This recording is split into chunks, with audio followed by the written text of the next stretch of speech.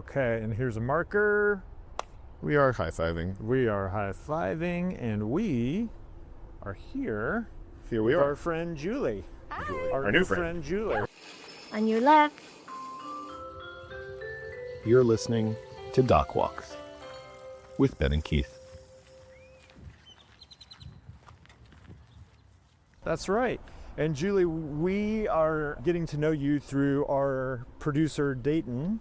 Absolutely. And I know that you are a science writer That's true too. who has been both the subject of a documentary and is making a documentary. All true. Yes. All true? Did I do? Is that a good setup? Yeah, sure. Scientist, science writer, best-selling book author, nonprofit foundation starter. Yeah, I That's guess that's correct. That's a lot to fit on a business card. It's a lot. Yes, but I'm old, so it's okay. I've had time. What do you say at a dinner party when somebody says, "Hey, Juli, what do you do?" That's a good. I usually just say author. Oh, okay. But you're right. No, it's probably time for me to kind of expand that a little bit. Sometimes I say I'm a marine biologist, and Well, that's where you started. Is that yeah, correct? that's where I started. Okay. That's where I started. I got my PhD in ocean science at USC, California. Ooh. And that was at a time, this is kind of appropriate for a dock walk. But I would, go to parties and people would be like, "What do you do?" And I'm like, "I'm a marine biologist." And people would be like, "Oh, you don't have an agent?" And they would just kind of walk away from me. Yeah, in Los Angeles, I could see that Totally. being met with some blank stares. Exactly. Yeah. So that was hard. But I did finish up that. And then I met my husband and he was like, "Let's move to Texas." And I said, Why? Why? Ocean, let's move to Central Texas. like, well, 500 million years, there'll be another one. That's right. That's right. The ocean. Anyone knows in Central Texas, if you dig in the dirt, you're gonna find fossils. Exactly. So we did, and I actually moved. I had a postdoc, and I was supposed to go to Santa Barbara with it, but I ended up going to UT with it, and I was pretty miserable, to be honest. So Really? yeah, because what I worked on was satellite imagery of the ocean, and I was looking at how much photosynthesis. Oh, this is really getting nerdy. Is that okay? Do you want me to go in a Tell you what, different direction? we're ready to get nerdy, but let's do it after Okay. we play the music. Play the music. Run the promo. Credits. Yes. And now we're dock walking. All right, let's get nerdy, Juli. Seriously? Okay, I'll do it quick and I'll do it easy. So The best way to nerdy. yeah, exactly. So what I was looking at was how much photosynthesis was going on in the ocean, Okay. because we already knew climate change was an issue, and photosynthesis takes carbon dioxide, mixes it with water and light, makes sugar. Mm-hmm. And so we wanted to know how much carbon dioxide was coming out of the atmosphere from the ocean. And we finally had satellites that could help us do that. So that's what I worked on. Wow. But and it turns out, I know you're waiting with bated breath for the answer. How much? How much? How much? 11. 30%. 30% of the carbon dioxide we've emitted from burning fossil fuels is taken up by the ocean. Okay. So, yeah, it's pretty cool. That is pretty cool. Climate change would be 30% worse Yeah. if we didn't have the ocean doing that for us. And vacation would be 100% worse if you didn't have the ocean. Vacation would be 100% worse. We've run That's the numbers. true. Keith has done the Are you a math. beach vacation kind of guy, Keith? I often am, yes. Are you? Yes, Yeah. good. I mean, I like to vacillate between the oceans and the mountains, Right. but Right. even the mountains like to know that the ocean is there. Correct. And a lot of mountains This used to got be deep ocean. fast. Oh, yeah. Anyway, I brought my postdoc to Texas, but everything here was about land subsidence. Satellite imagery was around land subsidence from digging oil up, Okay. pumping oil up, Sure. I don't think I've ever heard the word subsidence before. Subsidence? What does that mean? sinking. Oh. Yeah, you're right. It's a silly, fancier word that's unnecessary. No, I just wanted to Yeah, know what it you're meant. I think it's necessary. Keith just actually doesn't know a lot of big words. Yeah. Sinking. Sinking. Sinking I'm down with. Yeah. So, because you pump out the oil, the land sinks, subsides. Right. Okay, so anyway, it was really I'm following you, Julie. I can't speak for Keith, but it's okay. I'll the translate. stories. Anyway, so I was pretty miserable because I wasn't interested in that, and I became a writer. I rolled off the science track, and I started writing, and then I was a writer for 20 years. Well, you not only became a writer, from what I read about you, is that you started mixing science and personal memoir in a pretty novel way. Is that right? So did that happen right away, or was that something you came to eventually? So, yeah, initially I started writing. I worked for this small company in Austin, which was a textbook company called Think Well, which still exists. Okay. And at the time, we were making textbooks on CDs, honestly. And it was so cool. At a time when people had CD players. A time when people had, CD players in their computer. You know, you'd slide them in the side of your computer. Right. So the whole textbook was visual. So we would go into the studio and we would shoot a professor giving a lecture, a 10-minute lecture on a topic. Yeah. And then we'd have animators animate the lecture.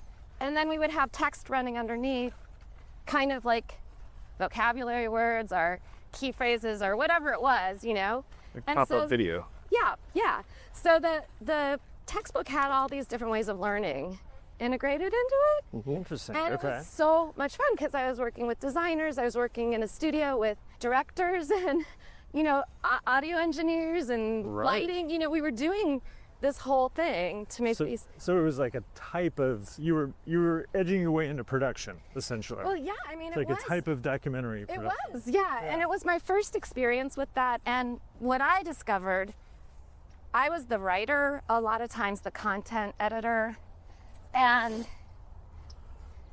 I would have to fit. Oh yeah. One second, sorry. Let's go this way because I have a spot that my kids love that's over here on the water. Yeah. That I want to take you to, and then you can explain to us what's going on below the surface. So Okay, how about let's that? do that. Okay. But what was really cool about it was that I learned how to write like with the smallest number of words possible because I didn't have very much space. And so I learned, that was my training in writing, was like, how do you say something complicated without using any extra words or complicated words like subsidence, which takes up more space than sinking. Right. And it was a really awesome way to learn how to write better, I think. What I'm curious about is when you are getting started and you're throwing yourself into the science of photosynthesis in the ocean and those kind of big questions, at what point does the idea of learning this stuff and taking it in for yourself and become projecting it out and explaining it to others? Is there a moment where there's a transition in that process, or is it, or am I looking at it wrong? I think that's a really cool question because I think Oh, that's going to get her. Coolest. See, we're going to hear. We started talking some nerdy stuff and now we're into the cool stuff, and that's kind of why I come to these things. Sorry. it's so good that you're here. I'm so happy. Yeah, so I think it's pretty interesting with the photosynthesis question because a lot of that was, okay, I'll confess I was a math undergrad. And so Wow. a lot of that stuff was math. It was a lot of just algorithms that we were writing. And there was something I thought was really like cool and secret about that I could write this language that other people couldn't understand, or it was almost like a perfect language because math is so sort of perfect in its way. But then you get done with this dissertation that like 6 people in the world understand. Right. And I realized like I do have a very introverted side and I like to be quiet and think about things. Right. But also I like people too, you know, like I want to connect with people, and there is an energy you get from that I wasn't getting as a scientist. Right. So yeah, I think I think you have to figure out that balance for yourself somehow. That energy exchange, I think, is, it's the root of what makes documentary and all nonfiction storytelling, takes it out of the educational sphere, right? Exactly. Which is like a one-sided transmission and makes it a two-way. Yeah, that's a really good way to say that. And I think that goes back to the earlier question that we were talking about, which is like, how did my writing go from being straight up like educational to being what it is, which is kind of science mixed with memoir? Yeah. And part of that answer is that I had been asked to write. I was working for ThinkWell, and I got pregnant, and then I got laid off during my maternity leave. That's not legal. It was really hard. Oh man. I know. But what happened was a lot of my friends also got laid off. There was a big tech bubble burst. Yeah. And so I just became freelance at that point. And I was writing for lots of people, and I got the opportunity to start writing for National Geographic through a friend. And that was amazing. Okay. Yeah, that's not a small opportunity. It was that's really, huge. It was luck, Yeah. but also great. And I had an editor there who liked what I was writing, and so I wrote for them for a while, which was wonderful. When I wrote these little pieces for the front of the magazine, which I was really good at because I was good at writing little pieces for the, textbooks too. Right. Except for they were a lot more fun to write because I could put in a fun lead. Let's go this way, across the bridge. Okay. I could put in a fun kicker. I could tell a little story. It was much more fun to write. And this is National Geographic encouraging you to do that, like bringing some personality to it. Tell a little story in 150 words. For the magazine, for the hard copy. Front of the magazine, yeah. Yes. The front. Cool. Those first few pages were like, it's a picture. It's really image driven, and then there's like a little bit of writing. Yeah. So that's what I did. This one photographer started to like my writing too, and he was writing a book, and he said, "Julie, will you write the text for this book?" And I was like, oh my gosh, my dream came true, because I've always been a huge reader, and I got so excited. And the book was called 1 Cubic Foot, and it was about taking a cubic foot and setting it in 6 different ecosystems around the world, and taking a photograph of everything in that 1 cubic foot. It's a really cool concept. That's a great idea. Yeah. So, Are you familiar with the Eames work? no. Okay, so Charles and Ray Eames were a married couple, and they're famously known as designers, the Eames chair. Yeah, I know the Eames for chair, example. for sure. That's them. Yes. They also made films, and there's this one film The called 10 by 10,000? Yes, The Power of Power of 10. Oh, I know that film. Yeah, where That's it's like a great film. it starts with a couple Yes. having a picnic on a blanket, For sure. and it goes 10 feet out, 100 feet out, 1,000 feet out, Yeah. and it's pretty soon you're in outer space, and you're looking at planets and clusters, Yes. and then it goes the other way and zooms in. And you and see molecules. And you see molecules that look the same as the planets and Yes. clusters. So It's sounds like a version brilliant. of that idea Yeah, that you're so- describing. Anyway, the first one was a coral reef, and I was like, oh my gosh, I'm gonna write the hell out of this. Because I love, coral reefs were always my kind of thing. And I wrote, and it was about Moorea, where I had actually been before in Tahiti. And I was like, I just wrote my heart. And then I didn't get edits back, and I was like, what's going on here? And finally I hear from the editor, not the photographer, that I had been fired. Oh! I know. Because you got pregnant. No. No, because I wasn't famous enough. Oh. I know. I'm Wait, right? like who? Now I gotta know, like who's? I got Elizabeth Kolbert to write it. See, that's not even famous to me. No. Elizabeth Gilbert? Kolbert. She wrote The Sixth Extinction, and she's a New Yorker writer. She's a regular New Yorker writer. So she is more famous, for sure. But anyway, but what it made me feel was, okay, I really want to write a book. Yeah. Because I'm so pissed off right now. There you go. That's right. Lit a fire. Yeah, I like that. Exactly. Okay. This is my kind of creativity. It's like led on by retribution and a need to. Grievance. I'm not a very retributional person, or You don't I seem like have- that, no. But it's Teeth, not- on the other hand. But when it happens, I think it happens in a big way. We can go down this way. This way, Kind of okay. leisurely. Can we just stop for a second? I know, like Yes. I'm very excited to hear your story and to hear these different steps. Okay. But I also want us to stop and acknowledge where we are. So and even what it is, we kind of jumped right into the conversation. So we're what we always refer to as the Lamar Footbridge, which I think has a name, but we don't know it. I think that's I think it's the Lamar Footbridge. I think so. It's got to be. It's named after some old white guy. They've stuck his name somewhere and you don't know it. And but it's a like friend of mine Lawrence Shoal Creeker. But wait, I want to say this. A woman who I know designed this bridge. Talk to us about that one. Sutaria, I think I'm pronouncing it correctly. Awesome. And she's super involved in climate change issues, actually. See? Thanks, So why did it have to be some old white guy? So, A woman designed the bridge. Who woman- cares about climate change? Well, no, they slapped some old white guy's name on Hana Sutaria's bridge. Yeah. And I'm Lamar? I think this is Lamar Street Footbridge. Okay, Mr. Lamar, Marabou Lamar. That's who we named it after. He's a real He's a real piece of work. Let me tell you. Don't look too closely into Texas history, I think folks. you're right about Yeah, we're gonna drop in notes Ben mentioned, but we're also gonna drop in our notes something about your friend. One more time, her name is Kalpana Sutaria. Kalpana Sutaria and her great work on the Who Lamar designed the Footbridge, bridge. which we love walking over because when we were walking over it, we get this great view of downtown, which is right over there, Yep. and we get to walk across the Colorado River, which dammed up in the town of Austin, is formerly called Town Lake and is now called Ladybird Lake, named after, of course, Lady Bird Johnson. Yep. And this is just really one of the best places in town to walk, and it's one of the best places to have a dock walk. I know I've interrupted what was a great flow. No, I think But- it's really a special place, and seeing water, feeling water around us, like that's good for us, no matter what. Absolutely. Well, and as somebody who studies the ocean and coral reefs, I don't know that you know a ton about this, but when you look out here, what do you see? Like, what are you thinking about?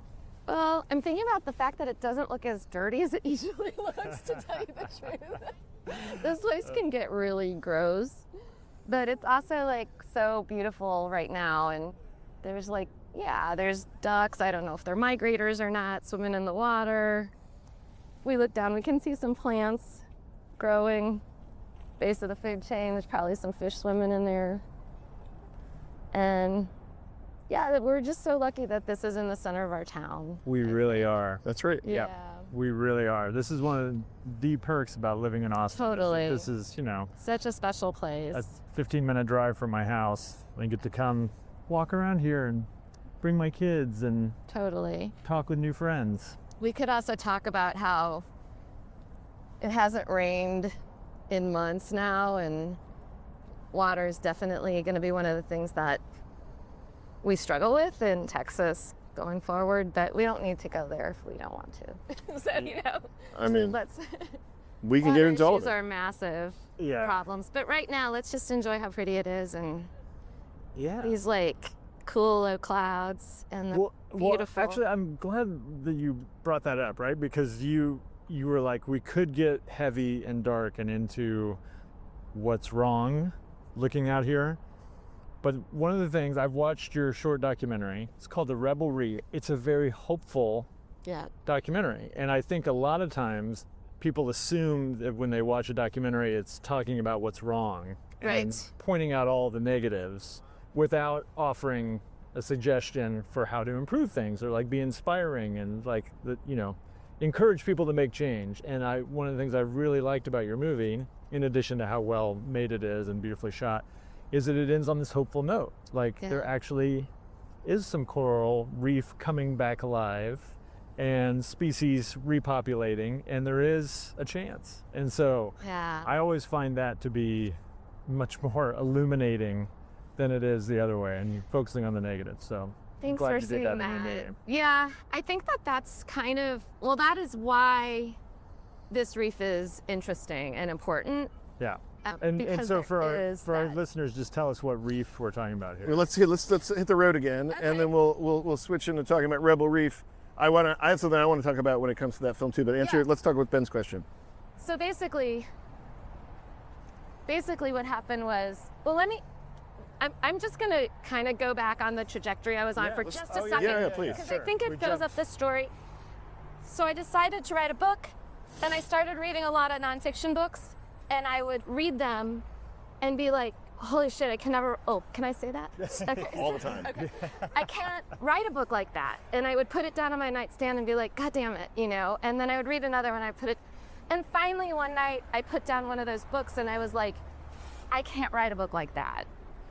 And what was it you were reacting to? I think it was a lot of these science books are written by men, and there's this like kind of patronizing part of the language, or like, I know everything piece of the language that I found really unsatisfying to read.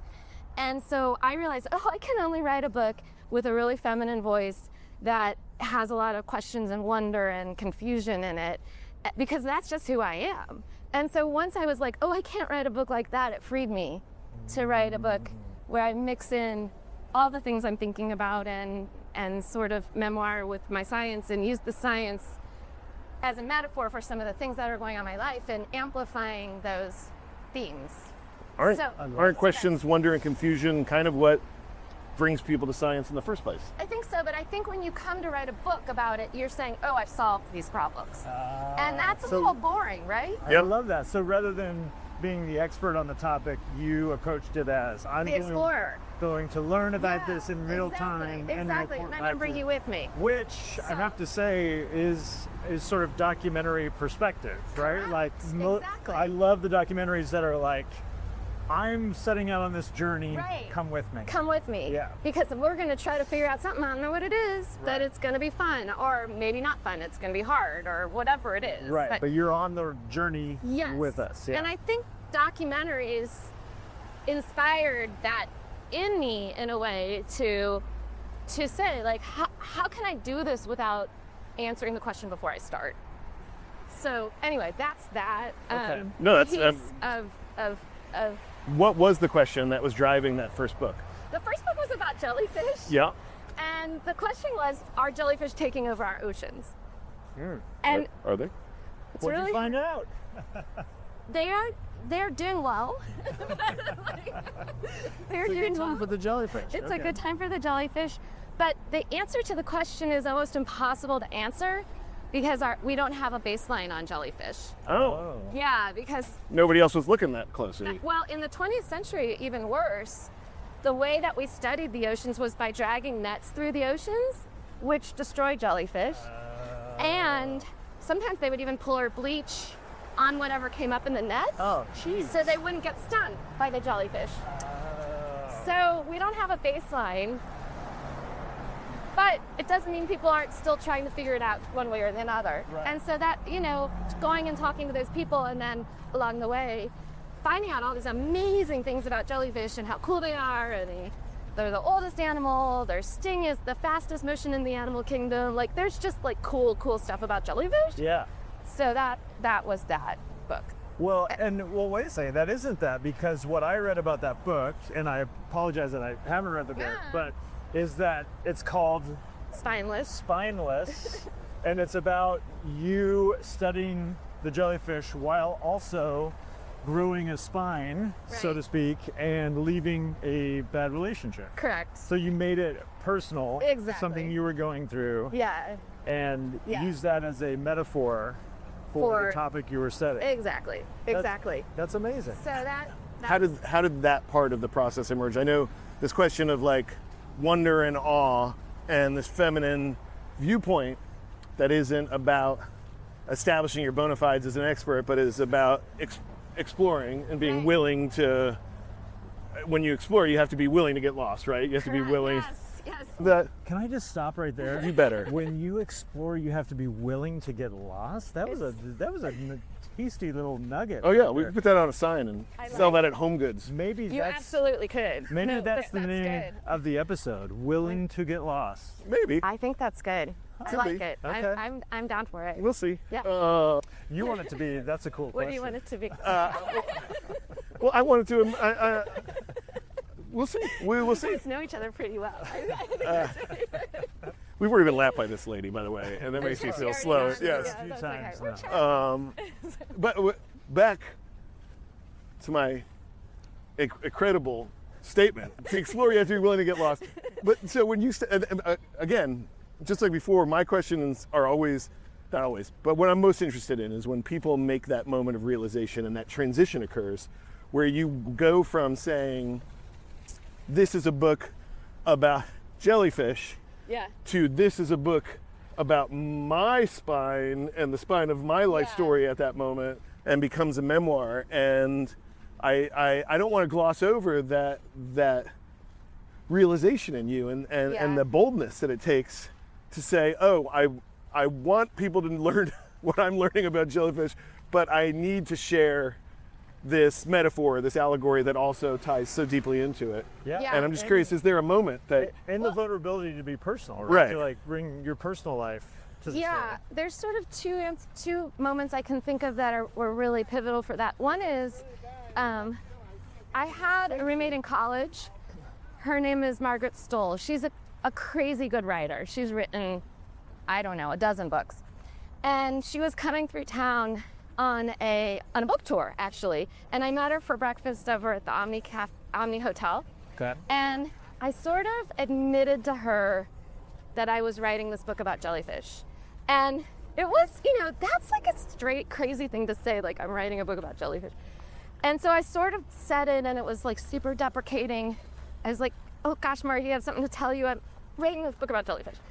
And she just like grabbed me with her eyes and was like, write the worst book you can write, but write it. And I think that's like such a good piece of advice for anyone doing anything creative. Yes. Is like, get your inner critic out of the way, do the worst job you can do, but do it, Yeah. And that came back to me so many times. Wow, that's beautiful. For like allow yourself to just do it. Yes, let yourself be bad. I think Let yourself be bad, that's so right? important. Exactly. Yeah. Again, allow preparing, being willing to be lost is part of that process, right? Exactly. But how does that become though? The Like, getting lost. yeah, well, no. How does that become like lifting the lid on your own personal? Right. Here we are. We're on the north side of Ladybird Lake, and we were just talking about the moment of realization that gives you both inspiration, but also maybe permission To go out and get lost, basically. and to include your story in a personal way yeah. in a book that starts out as a scientific, Right. exploration. Well, there was definitely this, I can't write a book like that. Right. Was one piece of it. And then the other, I mean, this is so trite, but I had a dream, Like a literal dream? A literal dream. It's so trite. There was a scientist in California, a jellyfish scientist, who, I can't remember exactly what was going on, but I wanted to interview him, and he was kind of being difficult about it, I think. Because he was gatekeeping his little corner of the jellyfish world. Is it safe to say he was being fishy? No.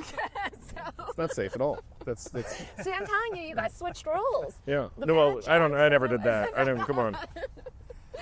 Come on, that was decent. All right. Okay, my wife would agree with you, but He was being, no.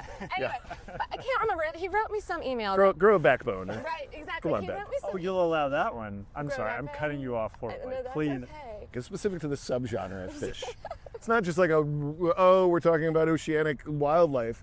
We're talking about invertebrates, specifically. We are talking about invertebrates. That's true. So, okay. So, Sorry. I apologize. I'm trying to remember this moment because you guys, it was a while ago now. But anyway, I think he wrote me some email that was pushing back against something I was trying to ask for. Okay. And it said something about, enjoy the journey at the end, or something about the journey. And I was like, and anyway, that was what I think I got a fever that night. And I had this weird dream, and I woke up in the middle of, it's so trite, it's embarrassing, but I woke up in the middle of the fever with a dream that was like, you know what, I'm already on the journey. I don't have to like go on a journey. Like, I'm already on it. And it was in that moment I was like, okay, I gotta go to Japan. So I went to, and I went to Japan to find the giant jellyfish, the biggest one in the world. I expected more from that. That's the other thing about the book, I think, that I was able to say is I found the giant jellyfish. And it was sort of one of those moments, it felt more cinematographic than it did anything, because the jellyfish just died in front of me. Oh. And it was like a sad gasp. And that was the end of that part of the book. And it's the kind of thing that works really well in film and is kind of harder in writing. Yeah. That is not how I was expecting the story to end. I thought you were going to find the huge jellyfish and then came to get some swim with it amazing and this whole thing. conclusion about Yeah, the no, state of the that's world not and your what personal happens. life. That's not what happens. And so it dies, and then I have to see. what do you do? And then you have to figure out how to keep going with the book and what you're trying to say. And that's part of the job of nonfiction, you know? That's absolutely the job of nonfiction, is when the jellyfish dies. What do you do What do next? you do next? Yeah. To keep going. I'm already on the journey. That's a good title for this episode. But also is I found the giant jellyfish and the jellyfish died. There's a lot of There's options, and that's why I don't like committing too early to a title, because you want to keep your options open, just like the nonfiction journey that you were on, right? Like you went there with an outcome in mind. Yes. And then reality slapped you in the face and said, this isn't You it. had that happen. You had that in the Winnebago movie. Oh yeah, I've had that Yeah. happen in every documentary. yeah. Honestly, Yes. I mean, because I make docs in a very similar way, where I start out on a journey and I say, "Come with me on this journey. I don't know Yeah. how it's going to end," and I love that as a viewer, and Right. it's terrifying as a filmmaker who is spending money and Exactly. time Exactly. and resources, trusting and hoping that the story turns out in some sort of Right. resolute and interesting and entertaining way. Exactly. So I relate deeply. Like, had I done that and the jellyfish died, I would have been like, oh no, this is now a short film rather than a feature. So what did you do? How did you keep going? I mean, it turned out, I figured out that the structure of the book was based on a jellyfish life cycle. Oh. And so the Medusa does die. That's like part of what happens to the Medusa is really like an apple in a jellyfish's life. And so its whole point is, because I should, What is the Medusa? We took a left turn into mythology and I got lost. And also, wait a second. Look at nice, this thing. right? That was a good technique. Is that that's a He does. kayak? That It's is a recumbent- paddling kayak. A recumbent sup? A recumbent sup. A sit sup. A sit sit-sup. sup.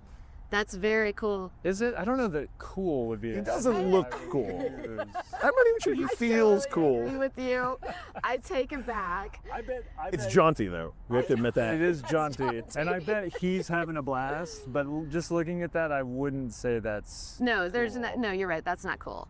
The guys who zoom around a foot off the water, you know, those dudes who surf like a foot off the Oh, water. yeah. Okay, that's cool. Oh, and the foils. On the foil. Yeah, the foils. Those are cool. Yeah. This is not cool. You're right. This looks a little like a. But that guy is living a great life. He's at it this morning. Yeah. Yes. And He's getting exercise. yeah. You know what? Good And for he's him. enjoying. Good for him. Good for him. Enjoying this beautiful January day. Julie, what is a Medusa? Oh, yeah. So basically, jellyfish have this like really weird life cycle where, okay, they make a little larvae that looks like a piece of rice with cilia on it. Okay. And it settles down. And then it grows into a polyp, which is like a sea anemone. And then it can divide into like a field of those. And then it does this crazy thing called strobilation where the sea anemone will slice itself horizontally into like a stack of pancakes. And then the top little piece with the tentacles on it starts to like wiggle and wiggle and wiggle and pops off and it becomes a little snowflake. And so the snowflake is called an ephira and it's a baby jellyfish. And then the next one pops off and they all pop off. That's so like how jellyfish are made, like a Roman Yeah. candle. Yeah, What? And how many jellyfish come out of this? about a couple dozen. And so that's why you see jellyfish in blooms Right. because Blooms are groups of jellyfish. Yes. Okay. Because one polyp can become a couple dozen ephira, which are the snowflakes. And then the ephira eat and grow and become medusa, which are the adult jellyfish. And then they release their eggs and sperm, which become larvae. An and then individual is a Medusa, or the group of adults are no, a Medusa? just one jellyfish. Like, because think about Medusa, the Sure. mythological, she was like, the tentacles are like snakes, right? Right. So she's like a head with like snakes coming off of her. That's where probably the idea for Medusa came Sure. from. And then also they can sting you, and some of their stings can be paralytic. So, you know, Medusa Turn to stone. Right. So there, all of that. You are So- absolutely the first guest to explain jellyfish life that the cycle. jellyfish are born and created. So I'm very grateful for that. That was awesome. So basically, the book became structured around the jellyfish life cycle. So like the initial idea was the larvae. The polyp stage was me kind of sitting here in Austin, looking out into the world of jellyfish with my tentacles and trying to learn more about them, their science. And then the strobilation was the fever dream, where I like popped off and went off to Japan. And that was my kind of baby jellyfish, like this didn't turn out the way I thought it was going to turn out. And then I end up in Spain with a bunch of senior jellyfish scientists, and that's the mature Medusa stage. And so that's kind of the structure of the book. But what's happening for you personally? So when you end up in Spain, are you meeting?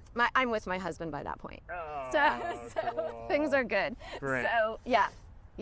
Awesome. Yeah. But to get back to the movie. Yes. Before we do that, can we just talk for a second? So 'Cause these I are think coots. I was about to say coots are kind of like that recumbent sup sitter dude. Okay. Right? Like, look how they swim. They're not cool. They're like the least cool duck.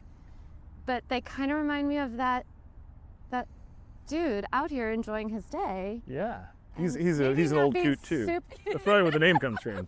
He's a what? An old He's coot. an old coot. Okay, that was really good. Okay, that was excellent. Oh, Keith gets that's really good. That's the first time. That's the first time I'm doing I've it. given Keith a few compliments. Giving him some compliments. Yeah. Okay, I'm gonna have to Julie. even it out. I'll just remind you, I bought the coffee. You did buy the coffee. Thank you. It was delicious. Okay, so Ben, this is a spot. I come is a here with gorgeous spot. my children. And I'm gonna widen out and get a better shot as Ben beautiful. tells a story. we call it our hideout.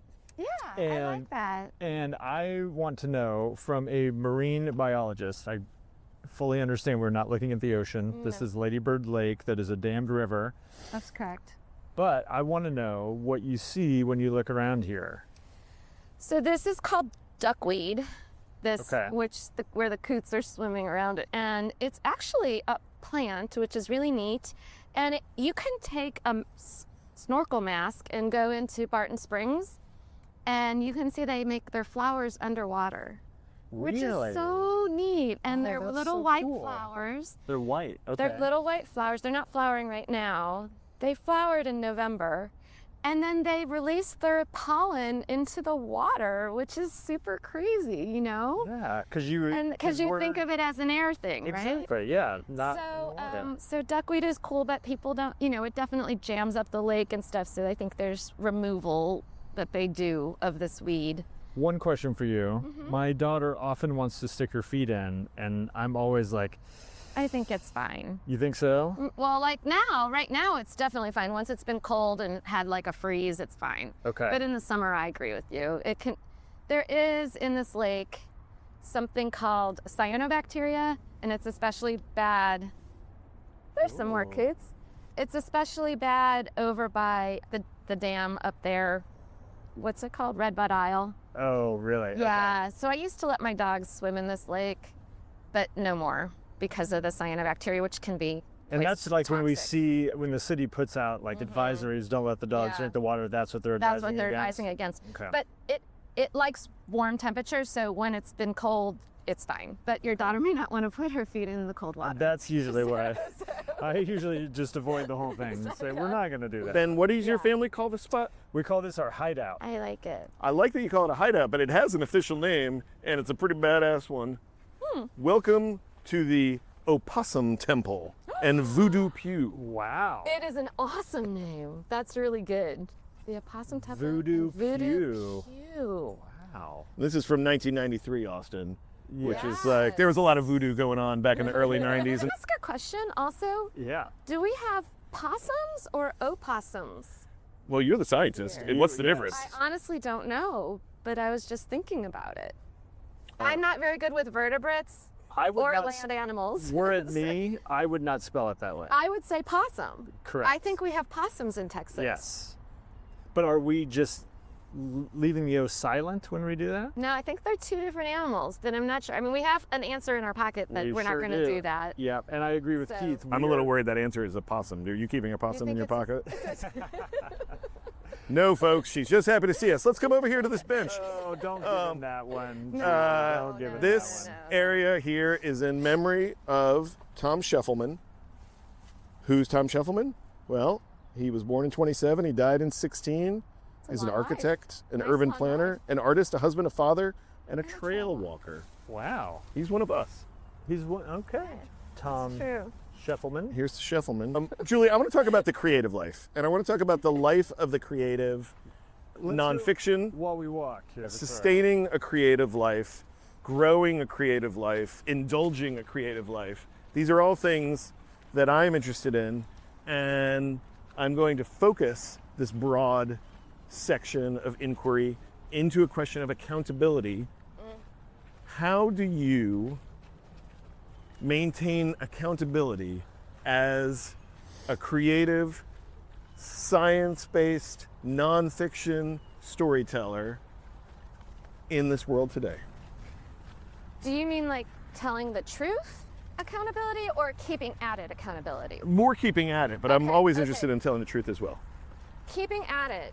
I think the best thing to do is to have accountability partners. When I was writing my books, I had a writing group, and we were really disciplined about it, I would say. And I'll tell you the structure of it in case there's anyone else who wants to put one together. This is exactly what I want to hone in on, yes. Okay. Let's do it. So we mostly had between, I would say, 4 to 6 people in the group. Every week someone would submit something to read, and if it could be anything of your choice. So you were required to read it before we met.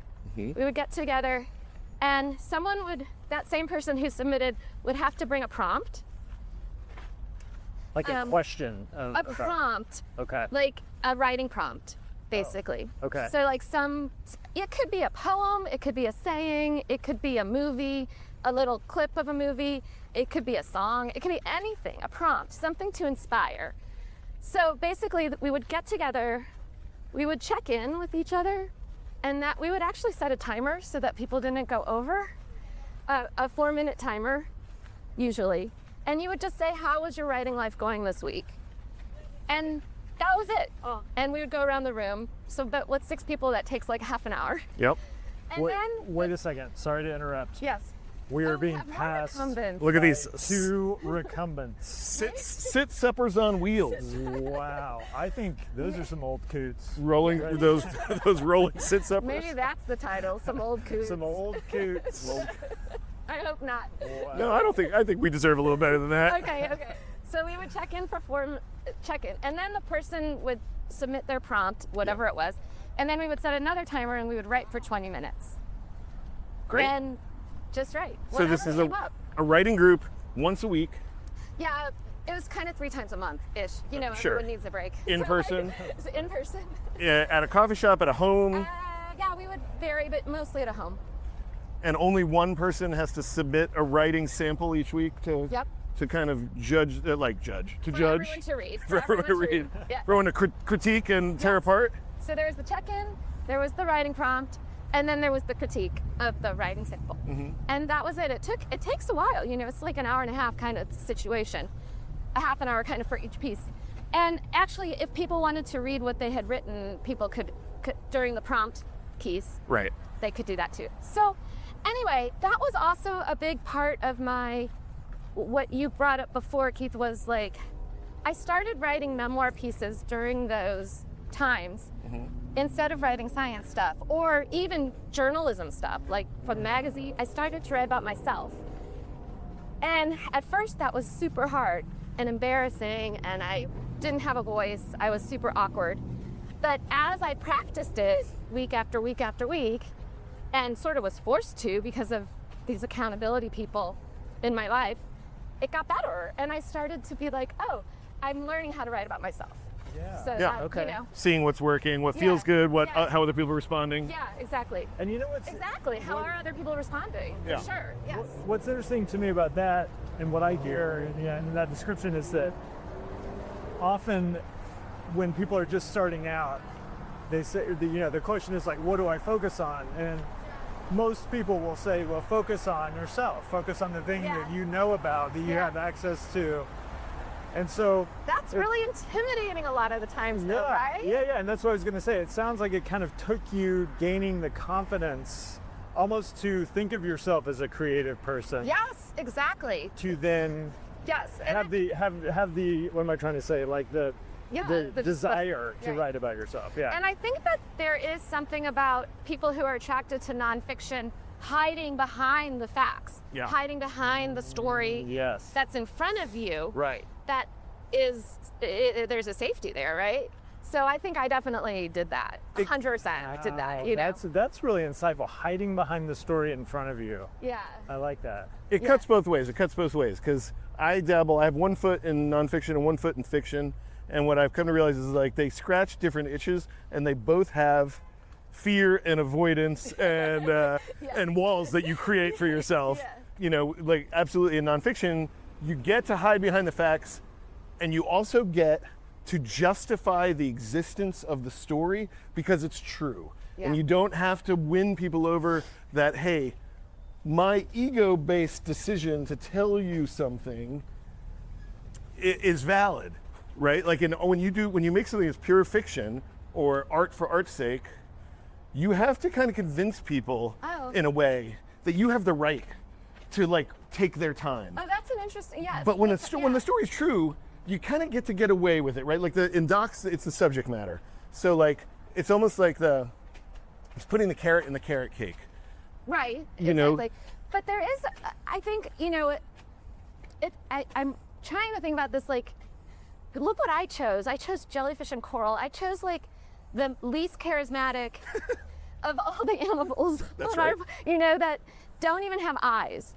So, although they can see. But, you know, anyway, the point is, I chose the animals that were really easy to hide behind. And so, I don't know what I'm trying to get at right now, but you made me think of something and I can't express it. So, clearly, I'll stop. There's something about even things that are real, you sometimes do have to convince people they're worth their time. Oh no, totally. I think that's what I was trying to get to. No, that's totally right. That's totally right. Like well, that's what I mean. Is like they're different.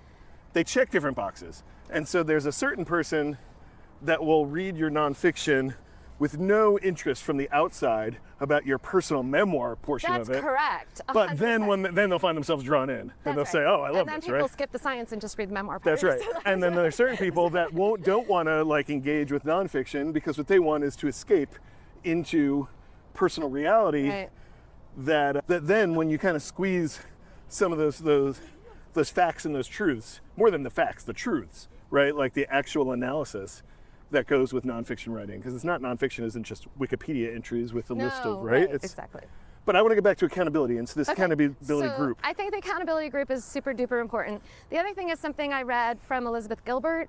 Yeah. Do you know her? Yeah. Well, she's not Elizabeth Kolbert, who I don't like. No, she's a love. She's not.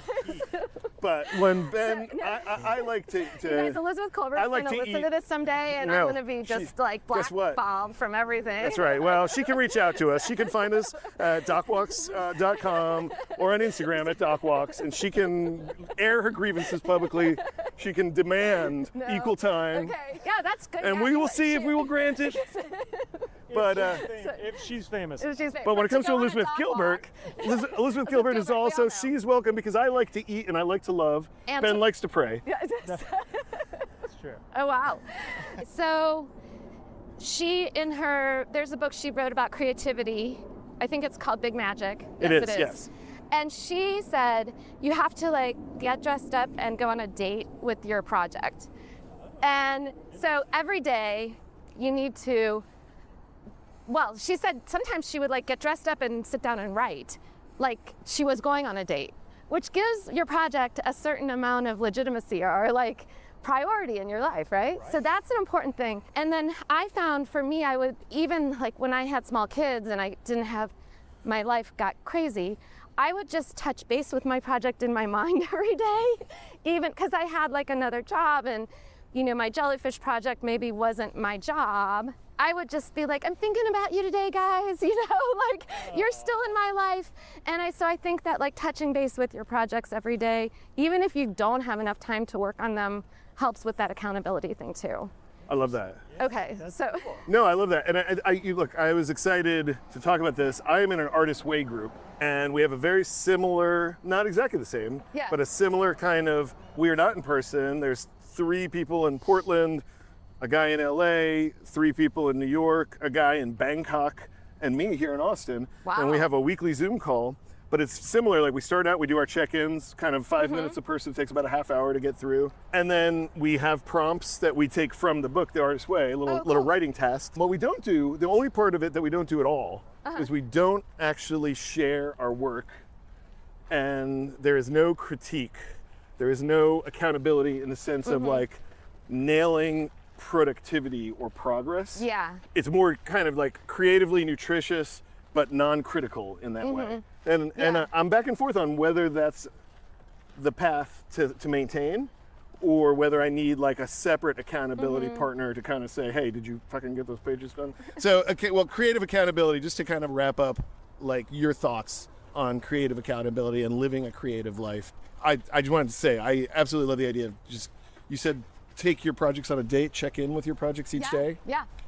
Any other kind of creative maintenance you could share with our audience? Yeah, the other thing that I do when I have, I'm like not, and I'm struggling, I do set a timer. And I sit down and I set it for 20 minutes. Somehow 20 minutes seems to be like the time. And just say, I'm gonna sit in my chair and do this thing for 20 minutes that I'm not wanting to do or afraid of doing or whatever it is. And then at the end of the 20 minutes, like magically, my mind is more in what I'm trying to do. So I don't know, sometimes the timer can be your friend.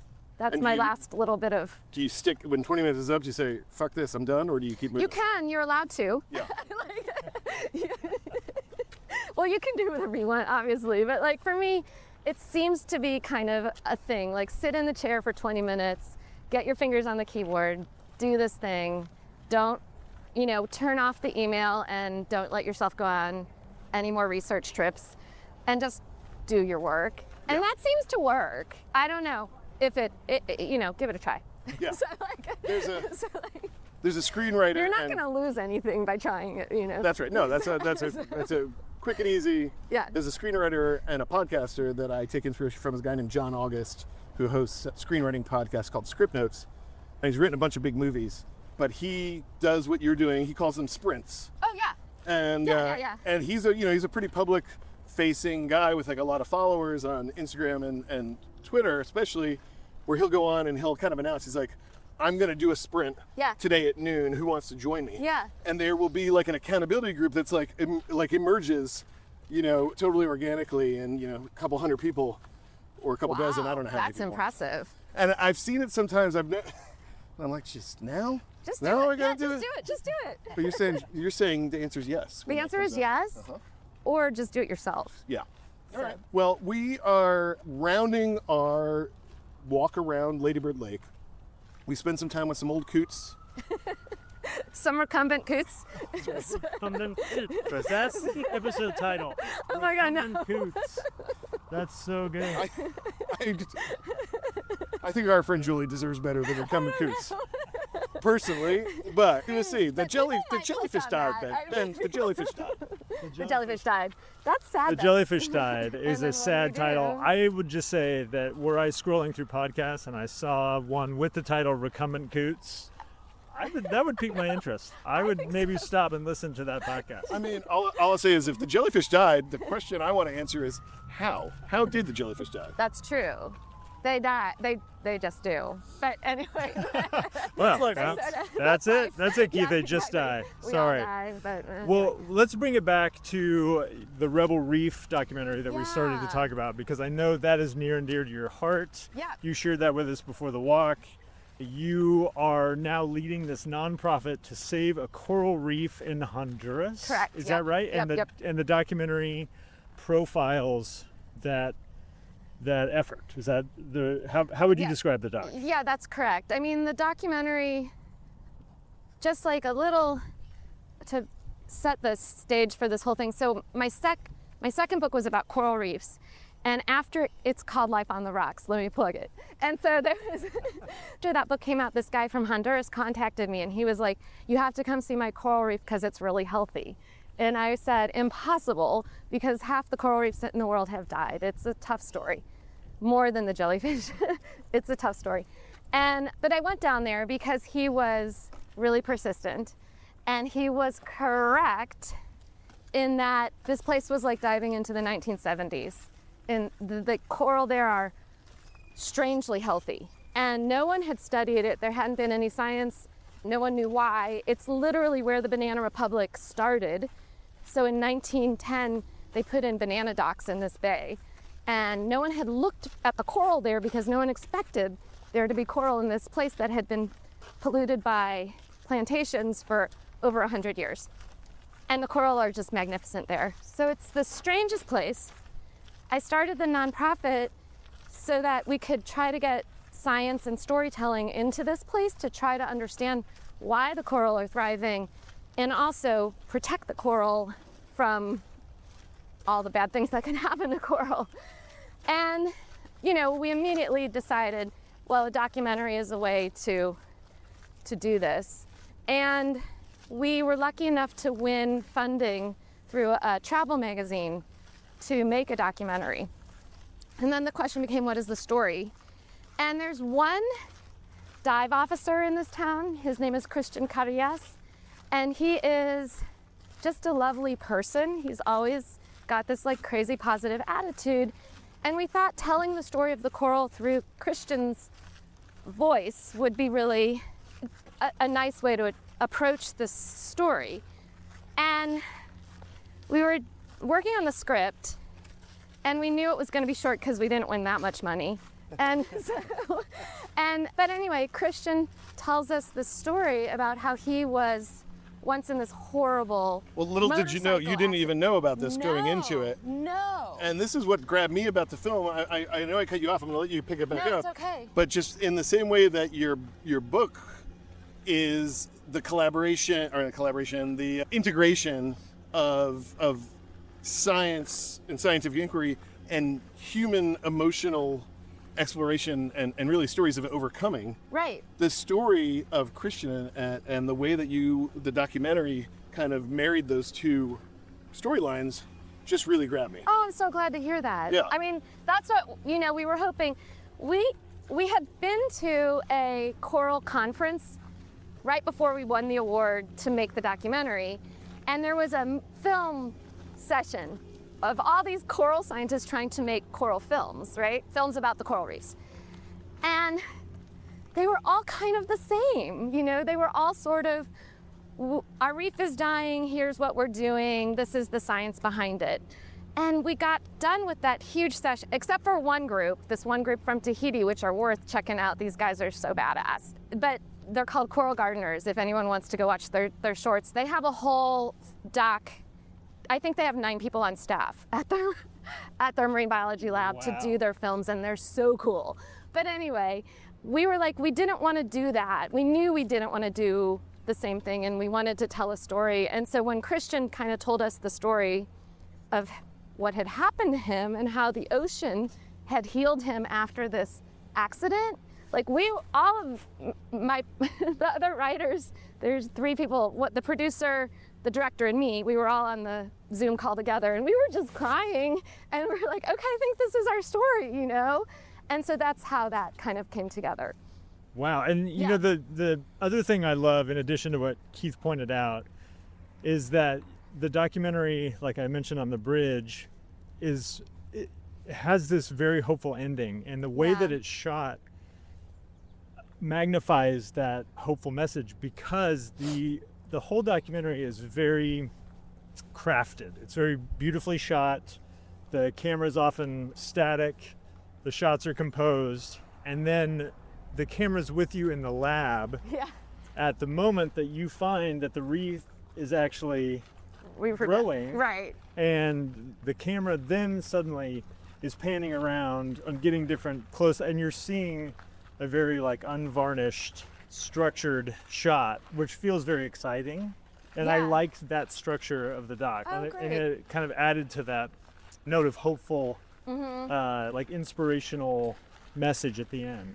I want to say we got really lucky with our director of photography. His name's Patrick Crum. He just got attached to the project at the very last, not the very last minute, but maybe just like a month before we were going down to shoot. And he just had a real great vision for what he wanted. I think he elevated the film with his cinematography in a way that we were blown away by. And then the other thing that happened was a guy named Chad Cannon reached out to us, to me. Actually, he read my book, another guy who read my book about coral, and he wanted to talk about coral and the ocean. It turns out he's a violinist and composer, and he'd done the scores for lots of docs. I saw that American Factory. American Factory, and he did Join or Die, which is an Austin-connected doc. And he's... Is that the one about Amazon going? No, it's Union? about... That's Union. Union. No, this one is about how clubs will save us. Third places and joining social clubs and... Like Bowling, the guy who wrote Bowling for... What did he write? Oh, Bowling Alone? Bowling Alone. Mm-hmm. He's the center of that documentary. Okay. So Chad had done that score also. So Chad did our score as well, which turned out to, I think, really help the movie a lot too. Well, and while we're talking about the different crew members, tell us just a little bit about the director and the producer you worked with. Yeah, the director is named Bryn Rardon, and she's actually finishing up her master's at American in Film right now. But she's done a bunch of films in the Himalayas and Chesapeake Bay, and so she was the director. And then the producer is my partner in the nonprofit, Tiffany Duong, and she really, produced the film like in the most hands-on possible way. Amazing. So yeah. That's great. Yeah. So we're here at the end of our walk, and we like to do a lightning round with our guests. Okay. So you're a very interesting person to ask this next question to, which is, what is the documentary that got you interested in making documentaries? But I think in your case, we should maybe ask nonfiction work. Was it a book? Was it a movie? Was it an article? The gateway drug. One of the gateway nonfiction books was The Immortal Life of Henrietta Lacks, which is probably about 15 years old now. It was a book about the cells that are they're called HeLa cells. They're the most used cells for studying cancer. But it was the story of the woman who had produced those cells herself. And she was a Black woman who wasn't even given health care and basically supports our health care system in perpetuity through her cells today. Wow. And when did you read this? I must have read it in 2014, 15, something like that. So around the time you would have been writing for National Geographic and sort of coming of age as a nonfiction storyteller. Yeah, exactly. Cool. So, and I thought that telling the story of Henrietta Lacks along with the science that she supported was, it was really brilliant. And there's one scene in there that's almost like a trippy scene where the HeLa cells, when they're stained with, biological stains, they look like, celestial being. And so the writer, Rebecca Skloot, lets herself go there and lets herself kind of be expansive with this idea of like, Henrietta is like literally this kind of the universe to herself. Yeah, exactly. Yeah. And so that was kind of that was the gateway drug. That's a good answer. You want to do the next one? Sure. What advice do you have for an emerging storyteller?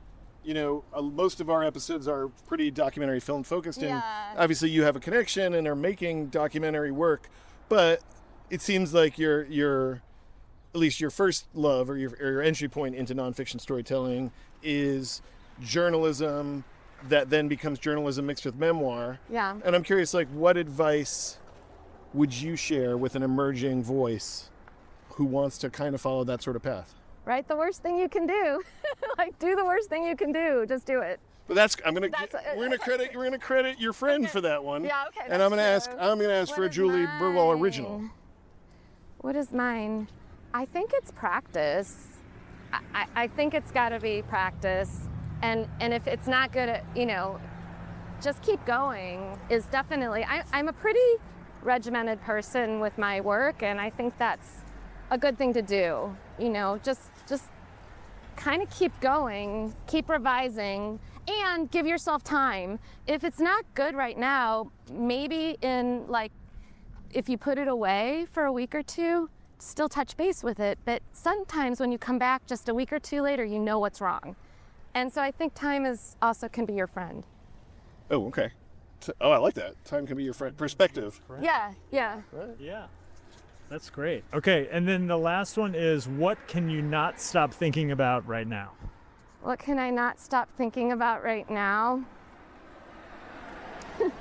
Well,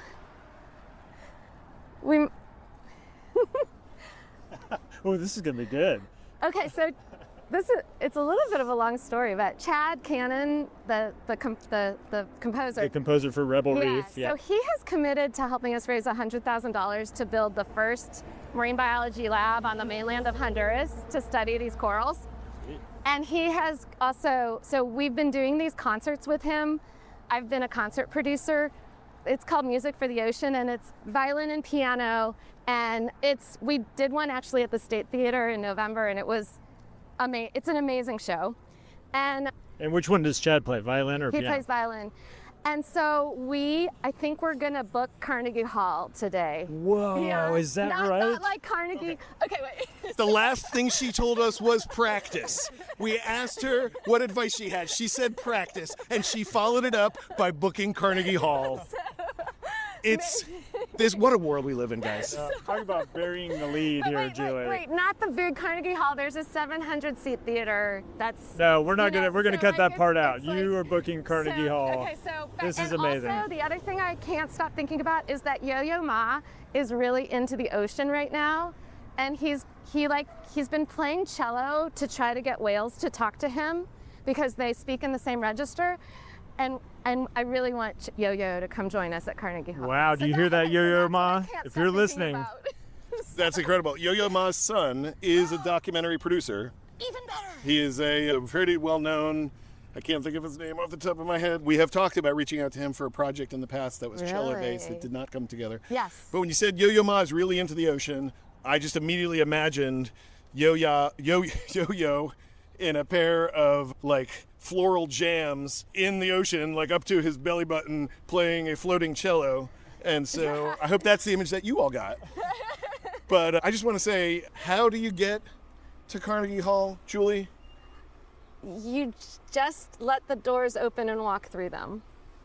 Okay, that's a different version of the joke. Most people just say practice, but that's right. One more I was supposed to say practice. Okay, go back. No, I like that. Your answer's better. Your answer's better. Can you say that again? Practice. No, walk through. No, if the door opens, walk through it. If the door opens, walk through it. And I think we just found our episode title. Julie, this was a blast. Thank you so much. Great job. This is so Thanks, fun. you guys. Thanks for inviting me. I know I'm not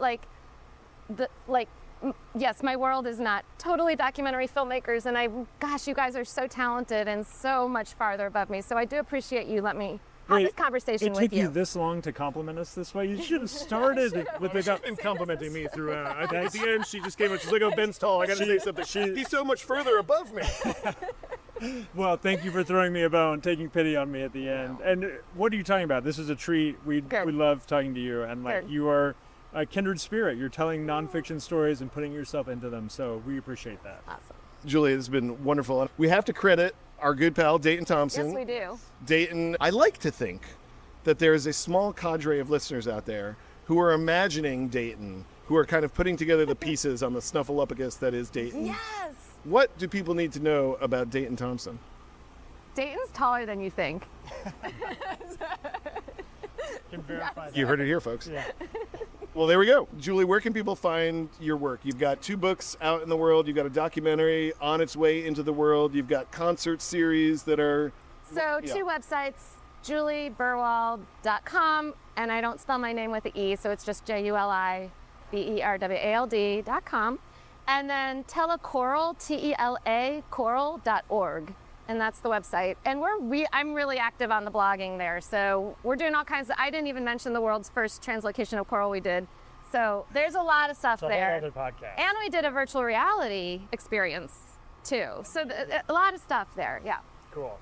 All right. Yeah. Well, we need another hour with Julie. Well, let's check back in the future. If you are in New York City, check Carnegie Hall's listings Okay, I because hope I didn't don't jinx it by saying that stuff out loud. No. You pushed a door open and we're going to walk through You it. know what? You have to put things into the universe to make them happen. That's right. And you put it out there Yeah. and it's going to come true. So Yeah, and Yo-Yo's son's going to hear this and he's going to be like, Dad, just play the show. let's do it. Absolutely. And one of our directors at our company shot Yo-Yo Ma all last year. So it sounds like between the three of us, we have connections to him. So let's like set an intention to make this happen. I like that. Bring Let's it do into it. the world. Yeah. Awesome. All right. Thanks again, Julie. Okay, thanks, This you is guys. This was fun.